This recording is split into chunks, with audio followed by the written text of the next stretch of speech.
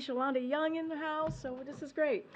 But before I turn it over to the OMB director, and I'll do that in a second, I want to recognize a terrible milestone that I know many of you are very aware of, which is it has now been about 6 months since American journalist Evan Gershkovich was wrongfully detained in Russia for doing his job for reporting the news. As the world knows, Russia's claims are baseless. It is clear that Evan is being held for leverage because he is an American. That should bother every single one of us. Every single one of us.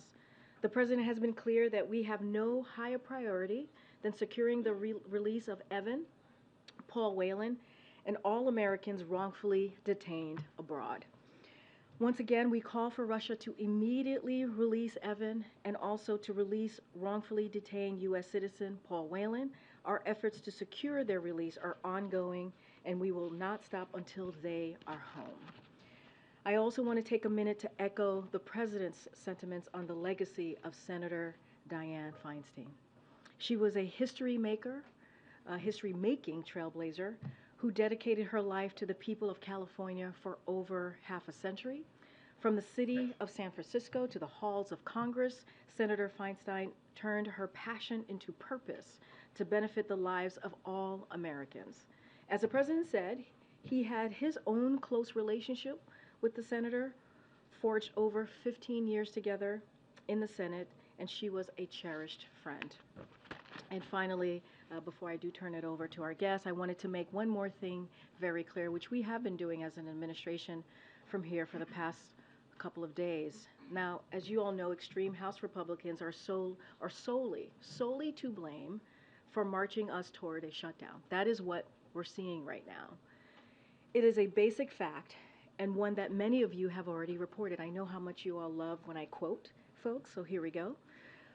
Politico wrote, and quote, Speaker Kevin McCarthy's choice to go back on the deal he made with President is about to plunge the federal government into chaos, end quote.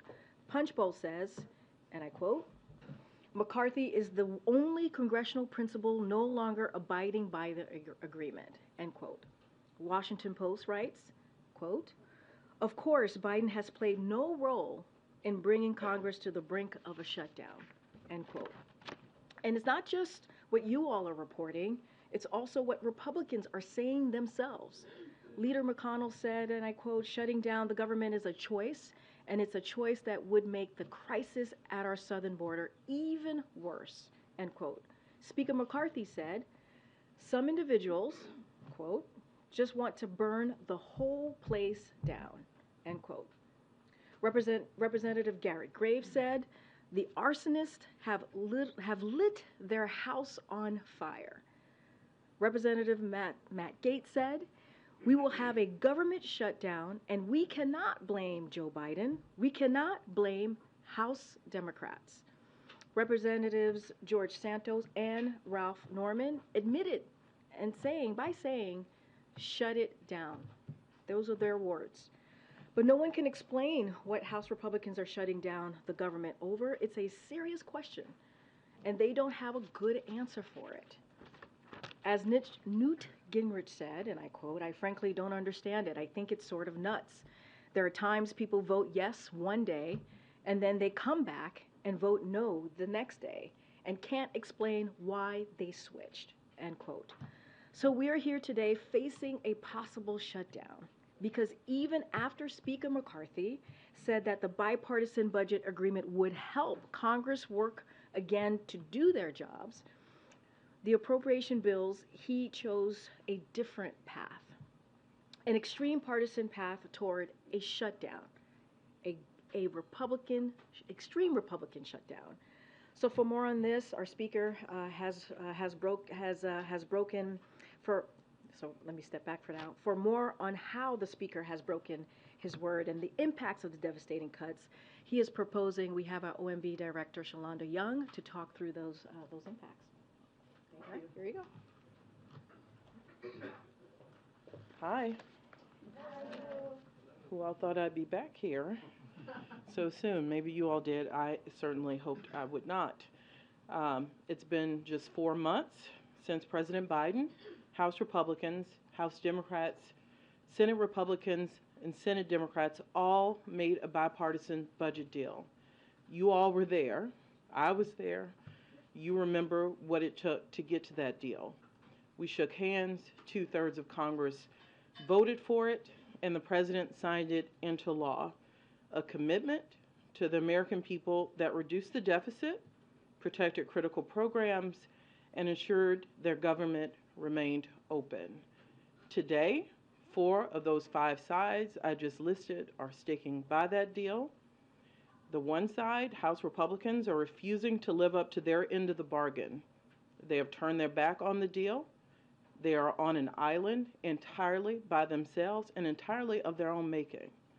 Their chaos and their chaos alone is now threatening to push us into a shutdown. This is not only a violation of the deal, the President signed this deal into law. And let's be very clear about what they are demanding as a condition of keeping the government open.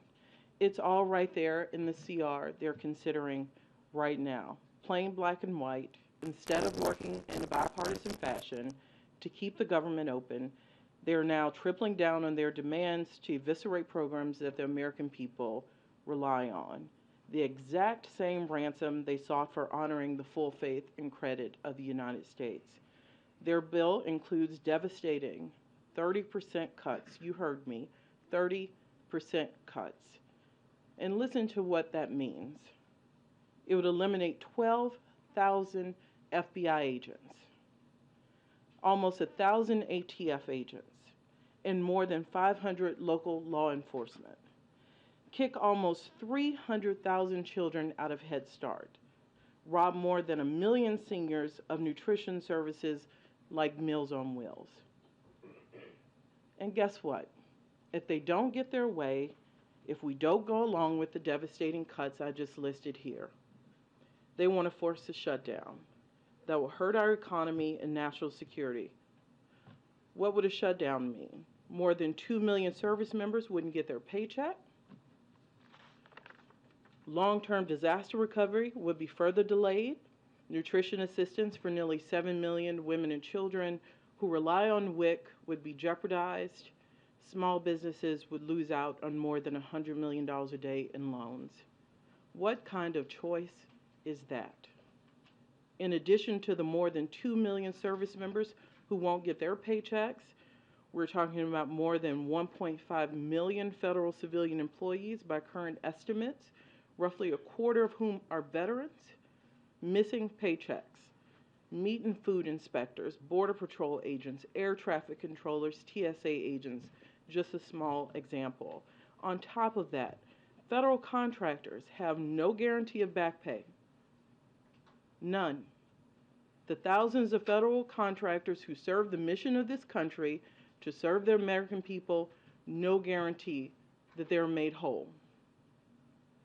Folks who I see around my office every day, people you see around here cleaning, who can least afford to miss a paycheck, no guarantee they will be made whole.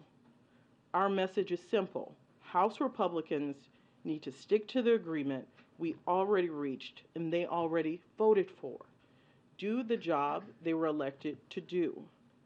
And we know it's not a lot to ask for because just yesterday, an overwhelming 76 senators, Democrats and Republicans, voted to move forward on a bipartisan bill to keep the government open. Enough is enough. A deal is a deal. Extreme House Republicans need to stop playing political games with people's lives, keep their promise, and keep the government open. All right, first question. Thank you. Hi, how are you? I know you mentioned a couple workers, cleaning staff, people in your office. Can you give us a bigger picture of who at the White House will be affected? Who will be deemed essential, and who will be furloughed, including the press team for? Yeah, I think, yeah, no. I'll let them read out the specifics of who will be here, but just like every federal agency, there are legal definitions about who can work during a time of shutdown. No one clearly gets paid, but there are people who will be furloughed, and there will people who be accepted. And just at a macro level, about 800,000 people would be accepted across the government out of the 1.5 million civilians I talked about, and about 700,000 would be furloughed. I don't want to get into specifics of different agencies and the White House. We can read out, I'm sure you talk to the various offices later. But that is a large amount of people who will be furloughed across the government. The White House and OMB will feel the same as the rest of agencies. We will do the best we can to continue to service the American people. Clearly, our men and women in uniform will be at their duty stations without pay, unfortunately. So we will keep vital national security things going, life and safety. But it will be hard to do everything government should do for the American people in a shutdown. Quickly, do you and President Biden regret trusting McCarthy? Look, I won't go there. And it's not a trust exercise, right? We passed a law. It's not a trust. I didn't fall backwards in the woods. It's not a trust exercise. Yeah, we're not. We're down. 70% of House Republicans voted for a bill. So it's beyond trust. We have a law. What else are we supposed to do? This president's committed to governing, committed to doing the right thing. This is who the Republican conference elected to be their speaker. He asked to work with us on the budget deal. We did that. We find ourselves here. Thank you. I wondered if you could talk about the U.S. assistance to Ukraine in the face of a shutdown. What happens to it? How does it work? Well, just like the rest of defense and our diplomacy efforts, we do as much as we can. Clearly, there is carryover money to keep some things going, but it's impacted just like if we don't get further assistance, that is impacted. You cannot do more with less when you talk about a wartime effort. It just doesn't exist. And there are rules for a reason. You must have money to buy things. So we also worry about our own stockpiles. So even if we could continue to deliver, what can we do to ensure American readiness does not suffer? So I worry about that in a shutdown, and I worry about that if we don't keep the critical aid going to Ukraine, which is why you saw on a bipartisan basis the Senate move forward to keep that going. Thanks, Karine. Hi, Director. Hi. What do you see as the end game here? Are you willing to make any concessions to the hardline Republicans, and for how long are you expecting the shutdown to last? So one, I think you get into real trouble in this town trying to play crystal ball maker. I will tell you what the fastest path is to make sure this does not happen. You saw it in the Senate with bipartisan vote to keep the government running. I think we have to remember what we're talking about. 47 days. Not a year, not two, 47 days. The point of a CR, we call them stopgaps. You keep stuff going. What did you do on September 30th as a government? You should keep doing that on October 1. This is not hard. It is not meant to come back and negotiate and redo things we just agreed to do 3 months ago. It is to keep the government open, to give congressional negotiators more time on long-term bills. This is not an exercise in reopening negotiations. We negotiated at the Speaker's request 3 months ago. My life is still recovering from it. I remember it very vividly. There are no negotiations left to have on a 47-day bill. The conversation that needs to happen is with the Speaker and the Republican conference, period. Thank you, Dr. Young. Given that FEMA is already only prioritizing urgent and life and death operations, in the event of a shutdown, how long can even just those operations be sustained? Look, it depends on, we're still in hurricane season. People think that it ends in August, September, so my answers will be assuming no more major disasters happen. Everything's off the table if something really truly catastrophic happens. But on due course, we think we can continue to do life and safety from FEMA. But you're right, FEMA is holding over 2,000 projects in abeyance because of their current fiscal situation.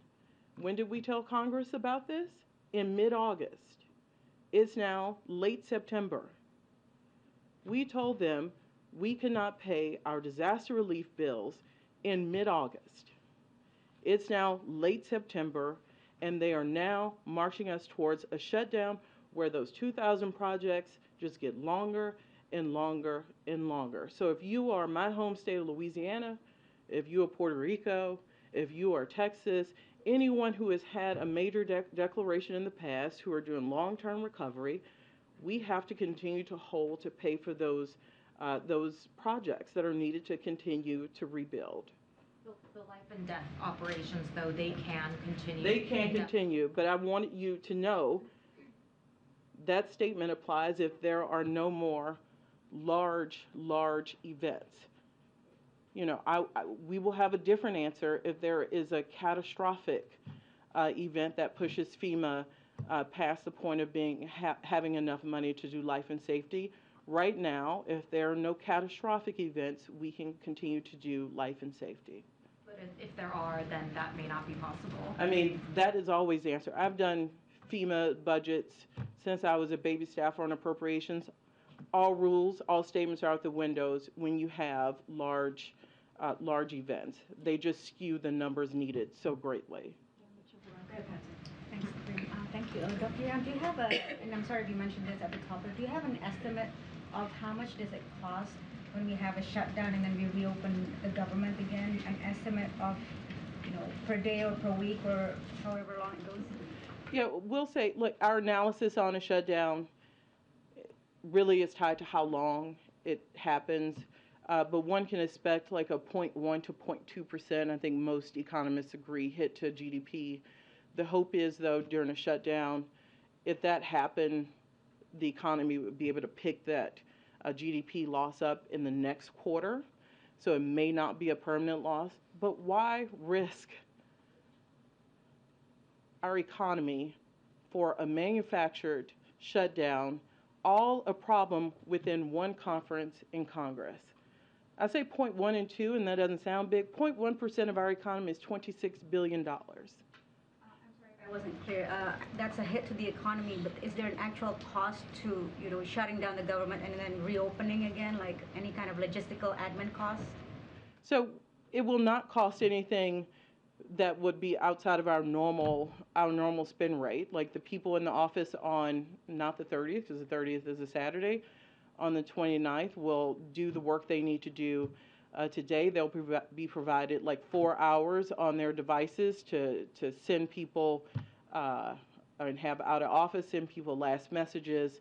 But there tends not to be, we don't have to go close major infrastructure. There's not a large spike in spending in order to close down.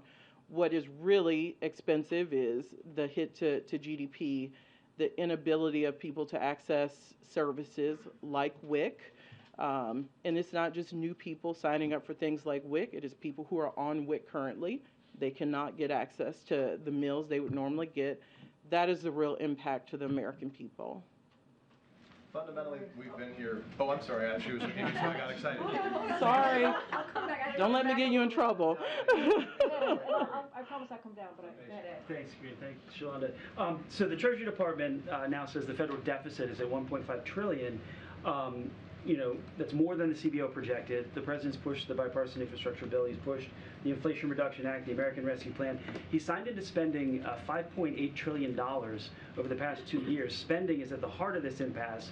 So does the president bear any responsibility for a shutdown? Absolutely not. And by the way, the deal was to ensure that we had a fiscally responsible plan. I think the name of the bill was the Fiscal Responsibility Act that saved $1 trillion over a decade.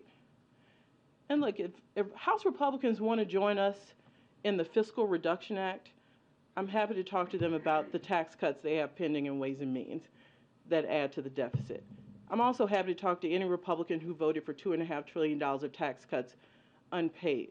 So the problem I have is when people vote for that, bust the deficit on tax cuts for the wealthy, and then come and say we're doing too much for Head Start and child care and cancer research, because that's what we're talking about. They've taken the smallest amount of spending, do nothing about taxes for the rich, and they want to cut the smallest amount of spending. That's not serious fiscal conversation. Anybody in DC will tell you, you cannot get on a better fiscal path by going after these domestic programs. They're the smallest portion of our budget. It ain't gonna happen. It's not serious. Even cutting it 30% doesn't put you on a better fiscal path. So let's just get real. It's not about that. Spending and tax cuts. One more. So the House Speaker Kevin McCarthy says that he's not going to take a salary during the shutdown. Does the president plan to pause his salary also? Look, I'm glad that the Speaker has made that statement. By the way, members of Congress have to get paid constitutionally, so maybe he'll put it in a sock drawer. I don't know, but they have to get paid during a shutdown. That's theater. That is theater. I will tell you, the guy who picks up the trash in my office won't get a paycheck. That's real. And that's what makes me angry. Okay, Peter, thanks for your patience. If I can ask you very briefly about, we've seen this show before where it goes down to the wire and then at the last minute something happens, or several days pass before anything happens. Can you just talk about fundamentally the impact, even if this were to be resolved, of playing this game where it goes the last minute before there's a short-term spending bill, how that sort of impacts the way our country runs? Because a lot of Americans see that and they know that that's not the way it can work in their own homes. You're right, and you're right. I mean, we have time where the president say there's nothing inevitable in politics. We don't have to go down this road. House Republicans don't have to take us down this road. So you're right. There is always a chance that people can do the right thing and the government remain open or have a quick reopening. But even getting to this place, there's already been a ton of money lost, right? Not a ton of money lost. The confidence in government is what I worry about. People watching this, the dysfunction sowed, and I think there are a small amount of people who know that. You know, it's the carelessness by which people's like, oh, this shutdown is not much of government. Well, you tell people who live paycheck to paycheck that. I know it's not popular to defend federal workers. I know it's not, but a lot of them live paycheck to paycheck. They get repaid. What are they supposed to do in the meantime? What are they supposed to do? And then people can't get government services. You go sign up for WIC. You finally convince his mother it's the right thing to do because a lot of families are embarrassed about taking aid from the government. You finally convince this young mother to go do that. Not available. Confidence lost in government. It's one more knock on democratic institutions. And that worries me. Joey. Yeah, as we get closer to a shutdown at the end of the week, does it remain the case that President Biden is unwilling to meet with House Speaker Kevin McCarthy as he's suggested he would like to do? It's not an unwillingness. We've talked. We talked a lot. The president talked a lot to Speaker McCarthy. We got a deal. This is the easy part. The debt deal was 2.5 years. You know what we're talking about? 47 days to keep the government running, to give Congress time to work on full year spending bills. This is not hard. This is just not hard. And by the way, every day I read some other reason why they can't vote on the Senate bill, the Senate bipartisan bill. It changes every day. So there's not an unwillingness. We've had this conversation. The Speaker wanted to set top lines. We set them. Now he needs to talk to whomever he needs to talk to in the Republican conference and live up to that deal. What will be the engagement from President Biden to lawmakers, particularly as we get closer Saturday, tomorrow? You're talking about a president who was a former senator for 36 years.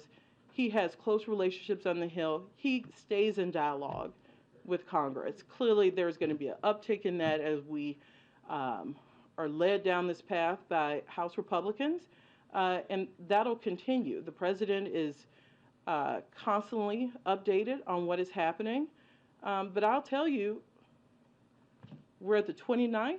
We have until midnight tomorrow. What needs to happen is the one corner out of 5 who is having problems with their votes and their strategies need to find a path to meet the other four corners at the deal we all signed up for in early summer. A couple more. Go ahead, Michael. Thanks, Karine. Director Young, can you talk a bit more about the impact a shutdown will have on the crisis at the southern border? We asked for $4 billion to help deal with migration challenges at the border. You wouldn't know that to hear what Republicans talk about. If border is an issue for House Republicans, where's the dialogue on what the president asked for? To help with enforcement, to help with transportation costs, to help with detention capacity. You know, I've done this a long time. This is just a new interesting time in our political atmosphere where we can't get Republicans to really engage us on more money to help control migration issues at the border. Almost no dialogue, no interest in taking on the president's request, no interest in dealing with the fentanyl issues that we asked for more money to deal with, to put more equipment, to find fentanyl coming through. So there's serious and there's not serious. This president asked for money to help deal with issues that hurt people. Disaster, Ukraine, and border. We appreciate the Senate meeting us to make sure Ukraine aid continues, disaster aid continues. But let's not forget, this president asked for money to deal with the situation at the border, and you're absolutely right, during a shutdown, not only do we not get the $4 billion we asked for to help, we're asking CBP agents, ICE agents, to go without pay. How is that helping? Thank you, Director. I've been speaking to many mothers who rely on WIC for food for their babies, and they don't follow the ins and outs of politics and whether a shutdown would be the fault of Congress, the White House, the President. They just can't believe that this country's leaders would allow babies to go hungry. So what would you say to them? I go back to my answer earlier. You know, I worry about people's engagement and thought about their government. It worries me tremendously that people will show up on Wednesday or Thursday trying to decide whether they were going to even apply for this aid, because a lot of people don't trust, like their friends tell them to go get this, and they're like, oh, it's going to be difficult, a lot of paperwork. So it takes convincing for people to go seek this aid. And then to be told, never mind, government's closed, shut down. They don't follow the ins and outs. It's a pox on all of our houses. That's why 4 out of the 5 corners are trying not to go there. We're doing everything we can to plead, beg, shame House Republicans, do the right thing, don't have this happen. The cavalierness is what gets me. I've heard people say in the Republican House conference, oh, shutdown's not that bad. It's not like the debt ceiling. Well, you go tell people who cannot pay their daycare bill. You go tell people that. You go tell men and women in uniform that they don't get a paycheck when they show up to work every day. You go tell that mother that she cannot get formula after having had to be convinced to even give government a try. It's the cavalierness that really gets me. And you're right. It sets an expectation for how people deal with their government throughout their lives, and it's something we should work really hard to avoid. And to follow on that, could you clarify the total number of workers that would go without pay next week, and how many of them would still be required to show up to work? So in civilians, 1.5 million, about 800,000 of them would be accepted and have to show up to the office. As you know, depending on how long shutdowns go, people can be called back into work if their job and their duties start to fall into one of the categories that's accepted. So there would be changes in those numbers if a shutdown would continue. And what about the breakdown for the military's 1.3 million active duty troops and the reservists plus DoD personnel? Right, it's a little over $2 million, 2 million people who serve, who are all expected to show up to their duty stations. Thank you so much. Thank you, Director. You said this shutdown could be a knock on democratic institutions. What about the international reputation of this country when it seems like the United States is going from one major fiscal crisis into another? I think you just answered it. You know, this country, we owe services to the American people. We talked a lot about one of those in WIC. We talked cancer research. But our diplomatic efforts, this president has worked harder than most to hold alliances together that represent democratic institutions, the Western Alliance, and ensure that the world knew America was back. I do believe we will continue to do most of our missions as best as possible. We will show up where needed. But it certainly makes that more difficult the longer and longer this goes on. But in a very short-term situation, I think we will remain in the same, with the same posture across the world. Now the question is how we're viewed. You know, it is not the shining example we want to portray, that we continue to have fiscal crises, because other world leaders look at that. But I'm still hoping, I'm still remaining an optimist that we have a day and a half to work out in one corner what is needed to take the deal that is laid before them by the United States Senate. So there's still a chance. Last question. Thank you, Director. Given that we've seen in prior shutdowns that some of these workers that have to go to work without pay, including in the travel industry, FAA and others, that they might report or call in sick in greater numbers. Do you have any guidance around that or any estimates as to how that might affect the shutdown period? Look, we don't shut down often. I know it may feel like it because we talk about it even if it doesn't happen. You sure?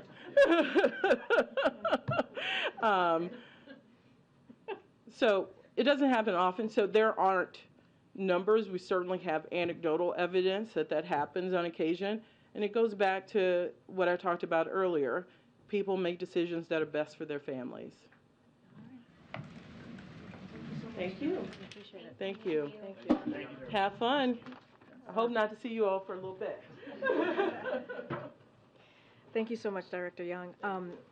I do want to add to something that the director said, which I think was really important, about how this affects families. I think I've seen on some of the cable news networks this morning, if it was this morning, that you've seen like federal workers being interviewed and members of the military.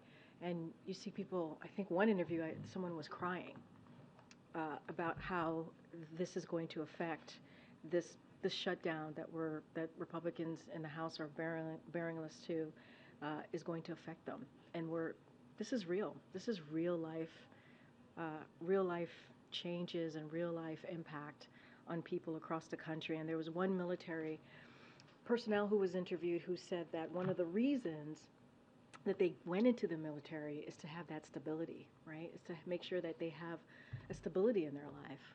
And when you have one of the five groups who are taking away that stability because of a political stunt, because of their chaos within their own caucus, and they do that to a military member, personnel who is really, truly putting their lives on the line for this country and making a commitment to this country, and they're saying that they no longer have the stability that they thought the military would bring them. I think that's devastating. And that's, this should not be partisan. This should be bipartisan. This is supposed to be the basic duty of Congress to do this, to do their jobs. And it is going to have, if we do indeed have a shutdown, it is going to truly, truly hurt some of the people that we rely on every day, as well as cutting some key programs that families need. With that, Colleen, you want to kick us off? Sure. Can you say anything more about what the president's plans are going to be this weekend in the face of the shutdown? What's he going to be up to? So I can say that the president's going to be in Washington, D.C. and he's going to continue to remain in touch with well, our team here is going to continue to remain in touch with congressional leaders and the members of both parties. Certainly, he's going to get updates on what's happening on the Hill. But again, if this is going to be the extreme part of the House Republican, it's going to be their shutdown. I don't expect any travel outside of D.C. from this president. But of course, if that changes, we certainly would communicate that. But the president will be here. He'll be getting updates from his team and the team more broadly, as you saw. The director was here, and also our Office of Legislative Affairs is going to stay in close touch with congressional leaders on the Hill. Would he be meeting with anybody in person this weekend? No, I don't have any meetings or to read out as it relates to Congress. But what I can say, this is something, and we've said it over and over again, and it needs to be repeated. This is something that Congress can fix. This is something that those extreme Republicans in the House can fix. They know how to fix this. We just heard the process that the OMB director went through, right, earlier this summer, late spring, on helping to make that bipartisan deal become a law.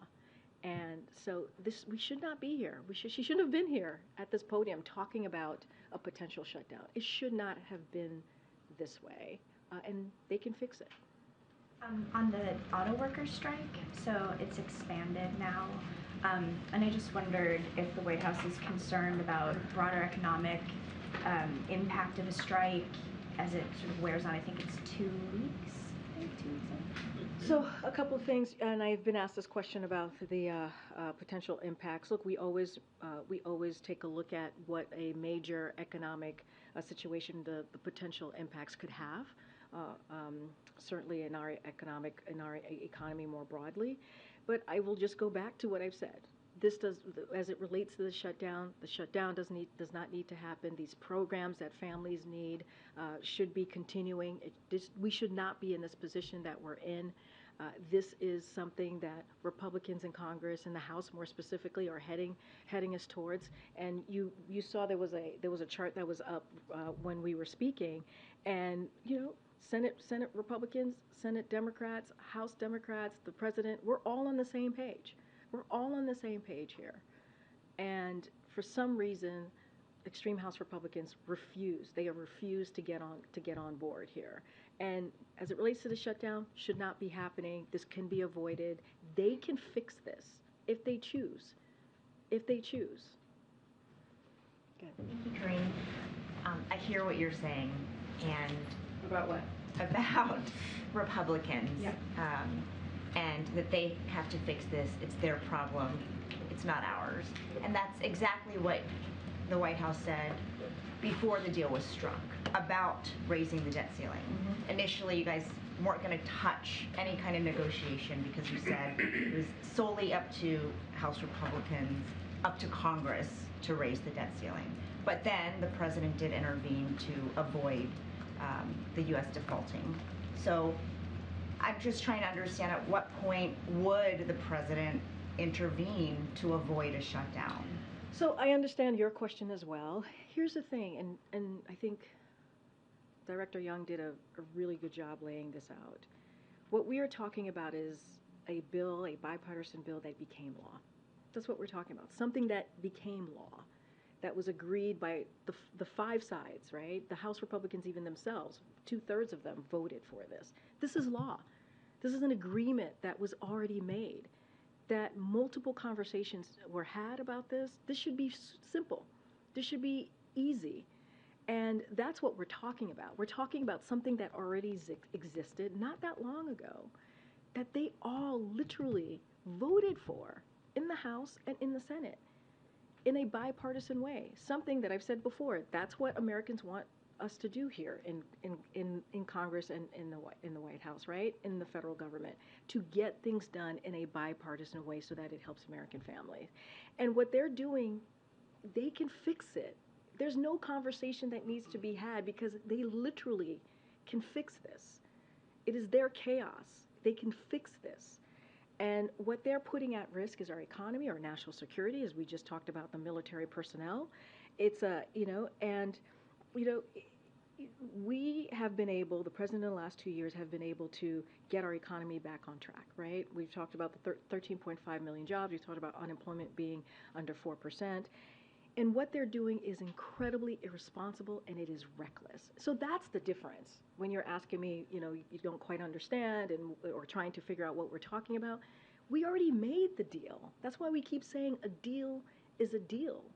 And it's not just, it's majority of Congress that agrees with us, right? When you think about what the Senate actually moved forward and kept their deal. When you think about 77 senators who are moving forward, who voted to move forward with their CR, they are keeping the deal. We're talking about a small fraction of Congress, and that's reckless. That's irresponsible. And that's why we're saying it is not it's not on us to fix. It's not on this president to fix. It is on Congress to fix. And it's not just us. I started a briefing listing out quotes from Republicans in Congress themselves. All right, I'm gonna keep on. Go ahead. Thank you. Thanks, Karine. On China, can you clarify if the administration is stepping up engagement with the goal towards a Biden-Xi meeting on the sidelines of APEC in November, including whether there are any plans for Vice Premier Haley Peng or Foreign Minister Wang Yi to come visit in Washington or meet U.S. officials? I don't have anything to lay out for you on any meetings or any potential meetings as it relates to the president and our president and President Xi. The president spoke about this very recently and his expectations to have a meeting. Don't have a location for you, don't have a timeline for you at this time. We're expecting, the president, as he said, is expected to do so. Just don't have anything to share. And once we do, we certainly will share that with you. Can I just follow up on that? Just a few days ago, Wang Yi seems to suggest that the onus of creating the right environment for a Biden-Xi meeting lies in Washington, to promote cooperation, a summit that promotes cooperation rather than provoke confrontation. How would you respond to that? We've been very clear. We're not looking to have confrontation with China. We're looking to have competition, and that's what the president has shown these last 2 years. The president spoke about this. He's looking forward to having that conversation with President Xi. I don't have anything to share with you at this time, and I'm just going to leave it there. Go ahead.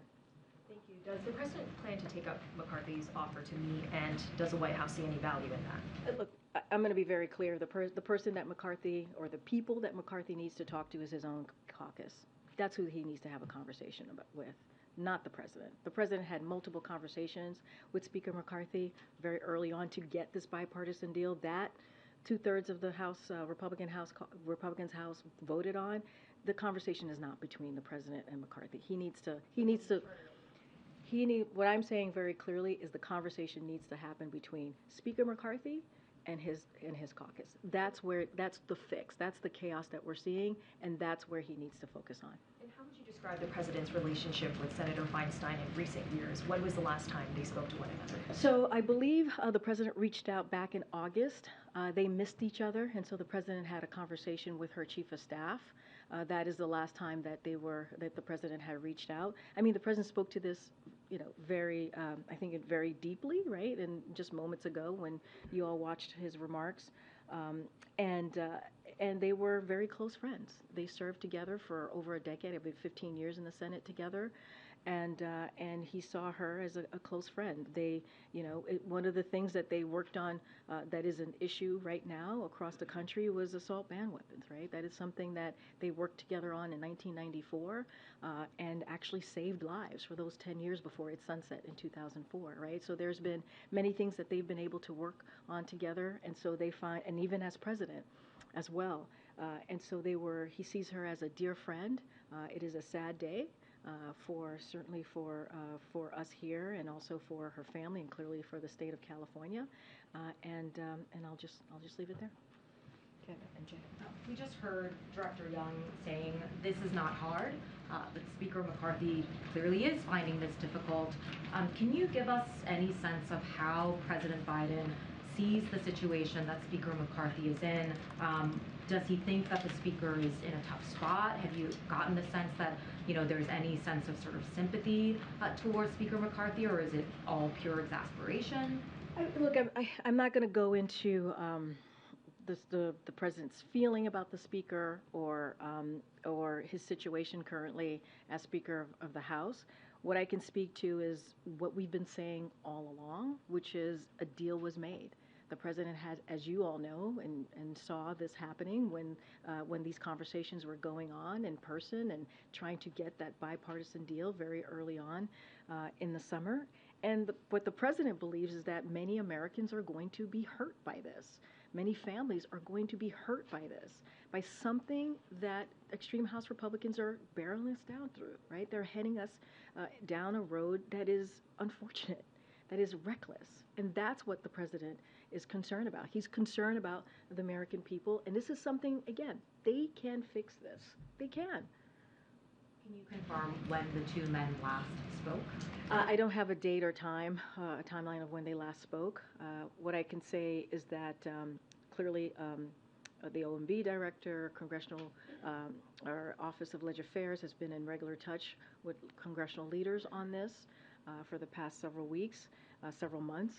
And I just don't have a conversation to confirm with the speaker. And just in the coming days, in the event of a government shutdown, does the White House believe that the president has a responsibility to offer any words of reassurance to people in the country who will be affected, will be worried about the situation? So look, I don't have any previews of any remarks that the president's going to make, but you can either tomorrow or any upcoming days. But of course, the president is always, when it comes to situations like this, you can expect to hear from him directly. In the days ahead, I just don't have a date to speak to at this time. And the president, here's the thing, the president's not going to stop working. He's going to continue to work. And he's not going to stop delivering for the American people. In the event of an extreme Republican shutdown, you're going to hear from the president. I just don't have anything to lay out on a specific date or time. But of course, the American people are going to hear from him. Okay, Nandina. Thank you. Just on the auto workers strike, has the president spoken to automakers after he said he supports a 40% pay raise for UAW workers, or just even broadly after his visit to Michigan? We understand from sources that the chances of a deal in the near term have been complicated by the president's remarks about him supporting a 40% pay raise. So just want to give some clarity. So first, the president's senior advisors, they've been in touch with all parties. I'll let you know if there's any conversations that the president has or to read out with the automakers more specifically as it relates to the 40%. Look, he believes they should get a significant raise. That's why the president can keep saying like a record profit should lead to record contract, right? He believes that the UAW workers should get a fair share for profits they help create. And so the president has been really, really clear about that. But as it relates to any negotiations and what they are asking for, he wants to make sure that he leaves that up to the UAW leadership. And ultimately, again, members should be able to receive a fair and just deal. And the president's going to be consistent about that. He has said that recently when he was in Michigan, when you saw him on an active picket line, he was very proud to be there in solidarity of the union workers. And so that is something that he has said throughout his career. He'll continue to be very clear about that. So just on the automakers part, you said his team is constantly in touch. We've known that. Are there any specifics or conversations after his visit, specifically after those comments that Well, they've been in regular touch. I don't have like if they talk today or on Tuesday or Wednesday, but they have been. The senior advisors certainly have been in touch with all parties. They are not, I want to be clear, they're not part of the negotiations. They're not convening all sides. They are just there to offer any assistance that the parties might need. We've been always very clear. It's up to the UAW leadership. It's up to the union to have these, all parties involved to have these negotiation conversations. But again, we've just offered any helpful assistance that they might need.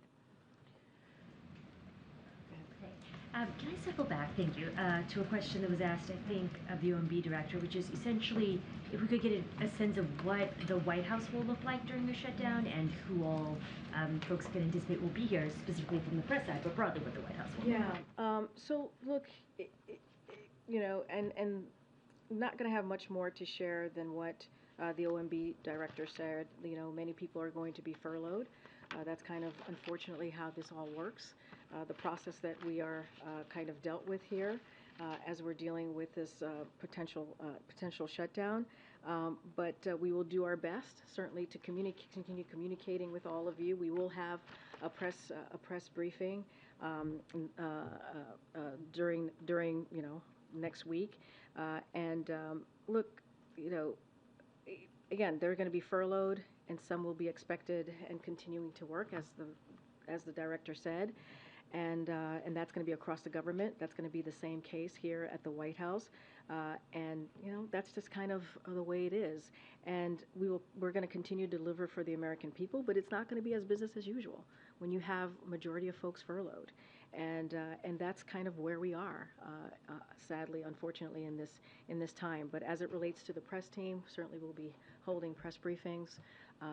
And we'll certainly have more to share if this is where we head down to, which is a shutdown. Take a couple more. Thank you, Karine. Just a follow to Aurelia's earlier question. That you say it's their problems, not ours. From the outside of the U.S., we see the government in more of a one thing. With the tension with China towards allies in the war in Ukraine, what can the president say to reassure leaders who are worried at this moment? So, I think Jake Sullivan got this question a little bit when he was here last week. And I think the question came to him has he heard any concerns from any leadership? And he had said he wasn't aware of any conversations to that effect. What I can say is, when you have this type of this potential chaos and unpredictability, countries around the world are seeing from this Republican House, it's not something to be proud of. It's not.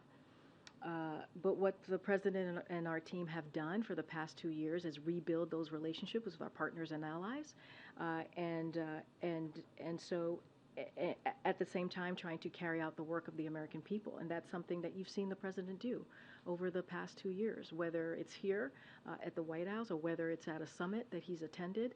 And you've seen the president build that confidence back into back into the world, right? The confidence that allies and partners had of the United States. And so that's important. We have rebuilt those relationships. We'll continue to do so. But obviously, when you see this type of chaos, chaos and potential recklessness, right, from House Republicans, it's nothing to be proud of. But we're going to continue to have those. Doesn't stop us to continue those diplomatic conversations and continue to build those relationships. Thank you. This time of week, we're usually talking about the week ahead. And I wonder how that's impacted by the government shutdown, if the president has any plans for next week. And I'm assuming that people who would facilitate his travel would be essential, but is that impacted at all by the shutdown talks? So it's a really good question, Matt. This is something that we have been internally trying to figure that out, what it's going to look like if we have a extreme House Republican shutdown. That is something certainly we've been very focused on. Look, as I said, the president's going to be staying in D.C.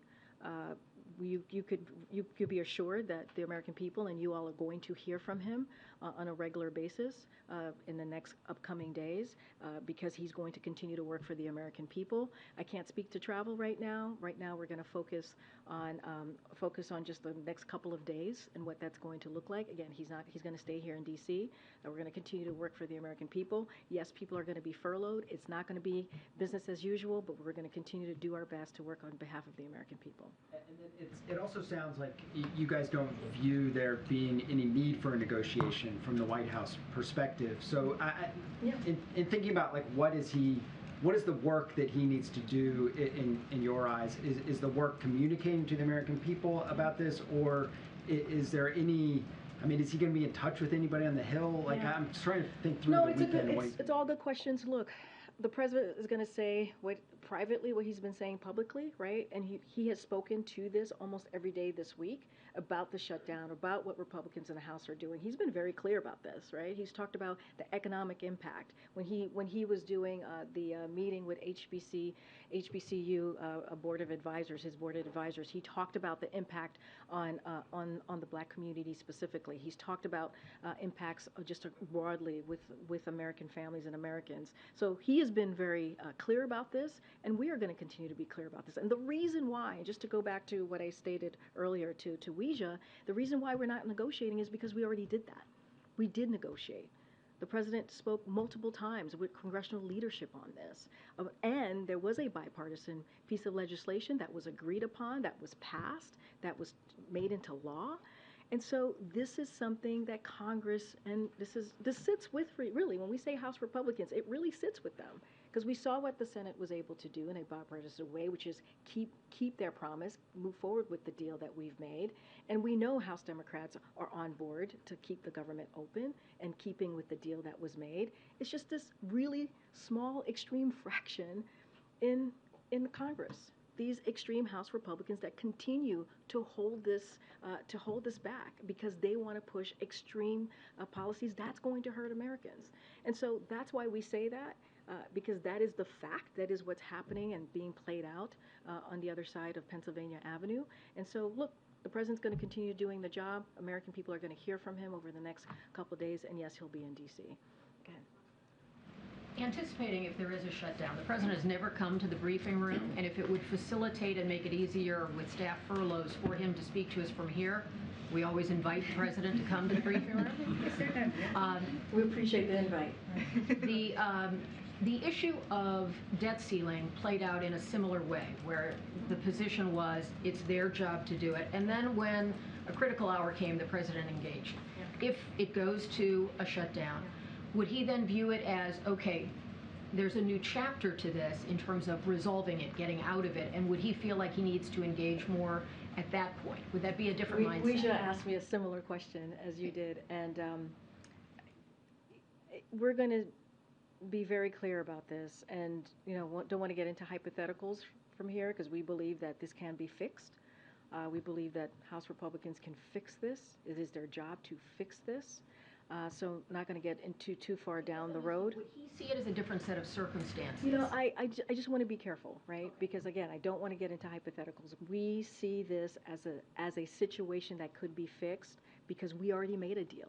A deal is a deal. When we say that, it is true. A deal is a deal. That's what they are disputing here, something that 2/3 of House Republicans voted on. So they can fix this. This is something that they can get on board with because it's something that they voted on. It is something that they voted on. And so what I'm going to say is continue what we've been saying, is that the conversation is not with this president. The conversation is with Speaker McCarthy and his caucus. They need to have that conversation and get this done on behalf of the American people. Millions of Americans are going to be hurt by this, by their action, and it is reckless and it is irresponsible. I have to go. Thanks, everybody. We'll see you on Monday.